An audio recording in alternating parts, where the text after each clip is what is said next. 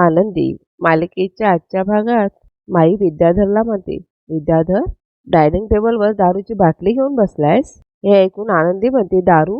विद्याधर म्हणतो, अरे चा, वय वय वय वय वय, थांबा थांबा, काहीतरी आठवलं मला. बापू, नाही म्हणजे धने, आठवतंय का तुला तो दिवस? तू एकदा मला माझ्या खोलीत चोरून दारू आणत होतीस आणि तेव्हा तुमच्या त्या लाडक्या युगंधरनं केवढा मोठा तमाशा केला होता. बापू, तो बी दिवस होता आणि ह्यो बी दिवस आहे. आज हीच धनी सगळ्यांच्या समोर माझ्या ग्लासमध्ये दारू ओतणार. आणि माई, ही दारू काही साधी दारू नाहीये, फॉरेन रिटर्न आहे, परदेशातनं मागवली आहे, खास आजच्या सेलिब्रेशनसाठी. घेता काय थोडी? यावर बापू म्हणतात, विद्याधर म्हणतो, गंमत केली. शलाका म्हणते, बापू काय हो घेऊन बसलायत? सेलिब्रेशनसाठी दारू प्यायची असते. आपण आजचा दिवस मस्त साजरा करूयात बघा. आता इकडे सगळीकडे दुःखी वातावरण आहे, आपण एन्जॉय करूयात. असाही तुमचा युगंधर आणि त्याची पोरं सकाळशिवाय काय रूममधून बाहेर पडणार नाहीत. आपण एन्जॉय करूयात काय? विद्याधर धनश्रीला म्हणतो, धने, तू उभारलीस काय? आज जाऊन किचनमधून 2 काचेचे ग्लास घेऊन येत जा. धनश्री लगेच किचनमध्ये जात असते. रस्त्यामध्येच आनंदी उभी असते. धनश्री आनंदीला म्हणत असते, बाजूला हो. आनंदी म्हणते, धनश्रीताई, तुम्ही आज जाऊन ग्लास आणणार नाही. धनश्री म्हणते, का? आनंदी म्हणते, या घरामध्ये, या हॉलमध्ये दारूचा एक थेंबही पिऊ दिला जाणार नाहीये.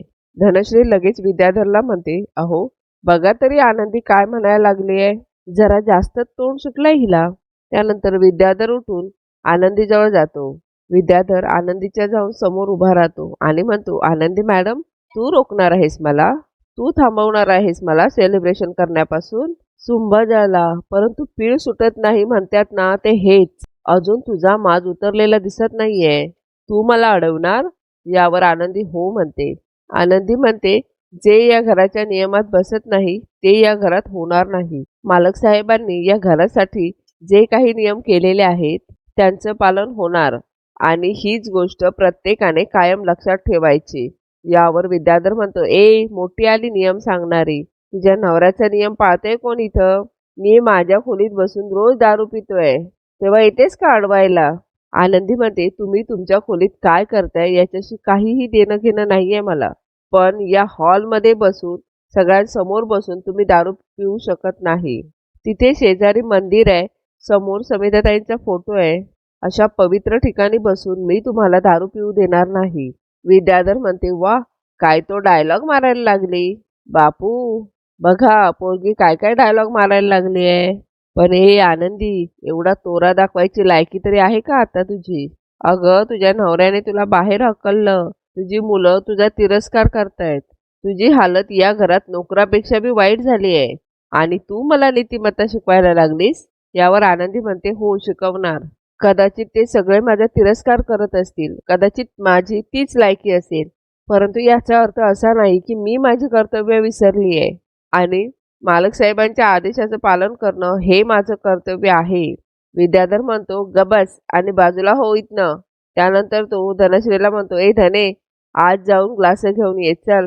यावर माई म्हणतात, विद्याधर, आनंदी बरोबर बोलते, या घरात दारू प्यायची नाही.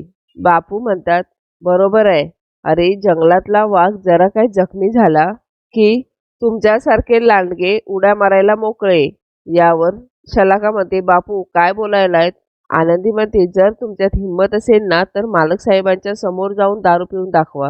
विद्याधर जोरानेच ओरडतो, माझी हिंमत बघायची आहे तुला? थांब, तुला दाखवतो माझी हिंमत काय आहे ती. आता इथं उभा राहून सगळ्यांसमोर मी दारू पिणार. माई म्हणत असतात, विद्याधर काय करतोयस तू?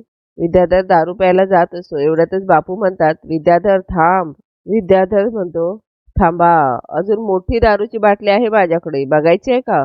त्यानंतर विद्याधर आनंदीजवळ जात असतो. धनश्री तेथेच उभी असते. विद्याधर धनश्रीला तेथून बाजूला व्हायला सांगतो. त्यानंतर विद्याधर आनंदीजवळ जाऊन आनंदीला म्हणतो, तुला हिंमत बघायची आहे ना माझी? असं म्हणून आनंदीच्या डोक्यावर दारूची बॉटल ओतायला सुरुवात करतो. माई म्हणत असतात, विद्याधर काय करतोयस? बापू म्हणतात, विद्याधर थांब. परंतु विद्याधर कोणाचंही ऐकत नसतो. विद्याधर दारूची संपूर्ण बॉटल आनंदीच्या डोक्यावर खाली करतो. आणि म्हणत असतो, काय गे मला थांबवत होतीस ना व. त्यानंतर विद्याधर आनंदीची नक्कल करून दाखवत असतो, या घरात दारू प्यायला मनाई आहे, सगळे नियम पाळले पाहिजेत असं म्हणून विद्याधर जोरजोराने हसत असतो आणि म्हणतो, घे पाळले तुझे नियम. अगं, या घरात दारू प्यायला बंदी आहे ना व, दारूने आंघोळ करायला तर नाही ना. काय मग कसं वाटतंय? आज आयुष्यात पहिल्यांदाच न पिता चढली बघ मला. यावर माई जोरानेच ओरडतात, विद्याधर. माई आणि बापू दोघेही विद्याधरला ओरडत असतात. तेवढ्यातच मध्ये शालाका येते. शालाका म्हणते, बापू नाही, आज नाही, आज तुम्हाला मी हिची बाजू नाही घेऊ देणार. अहो, तुम्हाला दिसत नाही आहे का, हिच्यामुळे अख्खं घर उद्ध्वस्त झालंय. अहो, या आनंदीमुळे माझ्या सख्या बहिणीच्या पोटच्या मुलांची मनं दुखावली आहेत. मी तिचा बदला घेणारच. माई म्हणतात, कशाला उगाच मावशीच्या माईचा आणतेस. शालाका म्हणते, माई विसरू नकोस, मी तुझी पोटची पोर आहे, ही आनंदी बाहेरची आहेस. यावर माई म्हणतात, याचीच, तू माझी पोटची पोर असल्याचीच मला लाज वाटते. कुठे समिधा आणि कुठे तू. शालाका म्हणते, माई समिधा चांगली होती की नाही म्हणून गेली देवाघरी. हे बघ, देव चांगल्या लोकांना पटकन वर बोलवतो असं म्हणून शालाका विद्याधरला म्हणत असते, काय विद्याधर. विद्याधर म्हणतो, होय, मग या हिशोबाने आपला नंबर सगळ्यात शेवटी लागणार आहे असं म्हणून विद्याधर जोरजोराने हसत असतो. विद्याधर आनंदीकडे बघून म्हणतो, पण या आनंदीचा नंबर लवकर लागू शकतो, कारण कारण हिला लय चांगलं बनायची हौस आहे ना. त्यानंतर विद्याधर धनश्रीला म्हणतो, ए धने, माझं जेवण घेऊन वर ये असं म्हणून विद्याधर आपल्या रूममध्ये जातो. आनंदी एका जागी स्तब्ध उभी असते. बापू आणि माई दोघेही आनंदीजवळ जात असतात, परंतु शालाका म्हणते, बापू अजिबात एक पाऊल सुद्धा पुढे यायचं नाही. त्यानंतर शालाका आनंदीजवळ जाते आणि म्हणत असते, किती भयंकर आणि घाणेरडा वास येतोय ग तुझ्या अंगाला. युगंधर निंबाळकरांची बायको, मिसेस आनंदी युगंधर निंबाळकर.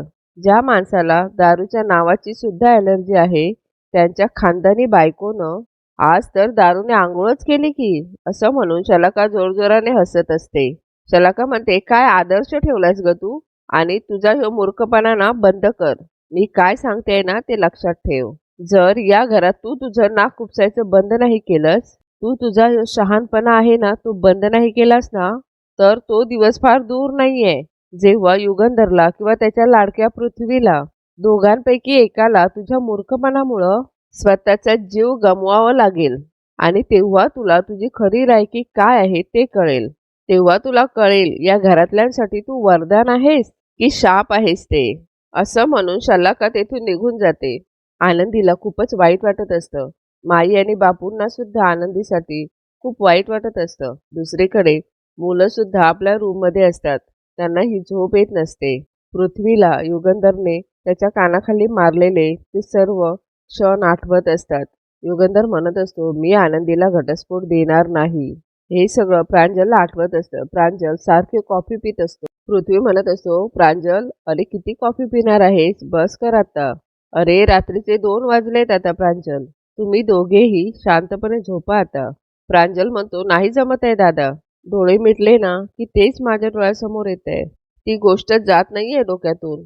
आज हात उचलला रे आपल्यावर. आज आपल्यापेक्षा ती आनंदी महत्वाची ठरली त्यांच्यासाठी. आपण त्यांच्यावर एवढं प्रेम केलं, त्यांचा प्रत्येक शब्द ऐकला आतापर्यंत, पण त्यांनी आज आपल्याला डावललं आणि निवड कोणाची केली, त्या आनंदीची केली. आज मला माझ्याच घरात परकं झाल्यासारखं वाटतंय. मिताली म्हणते, त्या आनंदीची इतकी हिंमत, आपल्या घरात येऊन तिने बाप मुलांमध्ये भांडणं लावायचा प्रयत्न केलाय. आज आपलं हसतं खेळतं घर तिने पूर्णपणे उद्ध्वस्त करून टाकलंय. मला तर असं वाटतंय ना, आत्ताच्या आत्ता जावं आणि तिला असं म्हणून. मिताली खूपच चिडलेली असते. पृथ्वी म्हणतो, मिताली. मिताली म्हणते, मग काय करू मी दादा, तूच सांग आता. पृथ्वी म्हणतो, तुम्ही त्या आनंदीसाठी स्वतःचा जीव जाळू नका. तिची आपल्या आयुष्यामध्ये काहीच किंमत नाहीये आणि तिने कितीही काहीही विष भरलं असेल ना त्यांच्या मनात, तरी सुद्धा मी तिला तिची जागा दाखवून देणारच. तुम्ही प्लीज आता शांत व्हा आणि झोपा. प्रांजल म्हणतो, एवढं सोपं वाटतं? काय झोपा? काय झोपायला सांगतोयस तू? नाही लागत आहे मला झोप. अरे, गुदमरल्यासारखं होतंय या घरात. रोज रात्री झोपताना मला माझ्या छातीवर कोणीतरी दगड ठेवल्यासारखा वाटतो. गुदमरतो माझा जीव. नाही झोप येत आहे मला या घरात. असं म्हणून प्रांजल जोरजोराने रडत असतो. युगंधर इकडे विचार करत उभा असतो. युगंधरला सुद्धा पृथ्वीचे शब्द आठवत असतात. पृथ्वी म्हणत असतो, मिस्टर निंबाळकर, जर तुमची बाजू खरी असेल तर आनंदीला घटस्फोट द्या. हे सर्व युगंधरला आठवत असतं. पुढे पृथ्वी म्हणत असतो, तुम्हाला आज एक काहीतरी निवडावंच लागेल, तुमची मुलं किंवा आनंदी. हे सगळं युगंधरला आठवत असतं. युगंधर खूपच टेन्शनमध्ये असतो. त्यानंतर युगंधरला आठवत असतं, युगंधर म्हणत असतो, मी आनंदीला घटस्फोट देणार नाही. त्यानंतर युगंधरला विद्याधरचे शब्दसुद्धा आठवत असतात. या माणसाने तुमच्या आईला, आमच्या समिधा वहिनीला सोयीस्करपणे विसरून या आनंदीला मनापासून स्वीकारलंय. त्यानंतर युगंधरला पृथ्वीच्या कानाखाली मारलेले ते क्षणही आठवत असतात. दुसरीकडे आनंदीसुद्धा बसलेली असते. तेवढ्यात येते छायाताई येते. छायाताई म्हणत असते, आनंदीताई, अहो खूप उशीर झालाय, चला झोपायला. परंतु आनंदी म्हणत असते, छायाताई तुम्ही बघून या ना, मुलांना वगैरे काही पाहिजे आहे का ते. छायाताई म्हणत असते, अहो तुम्ही स्वतःकडे बघा ना, कशी अवस्था करून घेतलीत तुम्ही. हे बघा, तुम्ही स्वतःला त्रास करून घेऊ नका. तुम्ही माझी काळजी करू नका. तुम्ही मुलांना जाऊन बघून या, त्यांना काही पाहिजे आहे का ते. छायाताई लगेच उठून मुलांच्या रूमजवळ जाते. छायाताई रूममध्ये बघते तर तीनही मुलं झोपलेली नसतात, विचार करत बसलेले असतात. त्यानंतर छायाताई मालक साहेबांच्या रूमकडे येतात. मालक साहेबसुद्धा बसून विचार करत असतात. त्यानंतर छायाताई आनंदीजवळ जातात आणि आनंदीला म्हणतात, अहो परिस्थिती लई वाईट आहे. विद्याधर सर आणि शलाका मॅडममुळे घरामध्ये खूप टेन्शन वाढलंय. सगळ्यांच्या रूमच्या लाईटी चालू आहेत, कुणी बी झोपलं नाहीये. आनंदी म्हणत असते, काय कुणीच झोपलं नाहीये. त्यानंतर छायाताई मालक साहेबांच्या रूमच्या बाहेर भेटलेला मोबाईल आनंदीजवळ देतात. आनंदी म्हणत असते, आता या फोनची गरज मालक साहेबांपेक्षा मला जास्त आहे. त्यानंतर आनंदी समिधाच्या फोटोसमोर येते आणि हात जोडून उभी असते. आनंदी म्हणत असते, समिधाताई, आज मी तुमच्या समोर हात जोडून उभी आहे. आज मालक साहेबांना आणि तुमच्या मुलांना खूप त्रास होतोय. माझ्यामुळे जे या घरामध्ये वादळ आलंय त्यामुळे कुणालाही शांत झोप लागत नाहीये. समिधाताई, मला आज तुमची खूप गरज आहे. त्या मुलांवर आणि मालक साहेबांवर मायेची सावली धरा ना. तुमच्या आवाजात जी ताकद आहे ना, त्यानेच आता या घरातला संताप शांत होईल. प्लीज समिधाताई, आज एका रात्रीपुरती का होईना, पण त्या सगळ्यांना शांत झोप लागू देत.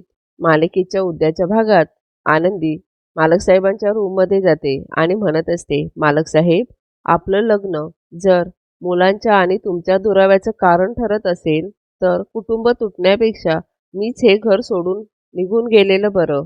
असं म्हणून आनंदी घर सोडून निघालेली असते. आनंदी घराच्या बाहेर येते. बाहेर जात असतानाच आनंदीचा पदर दारातल्या तुळशीमध्ये अडकून बसतो.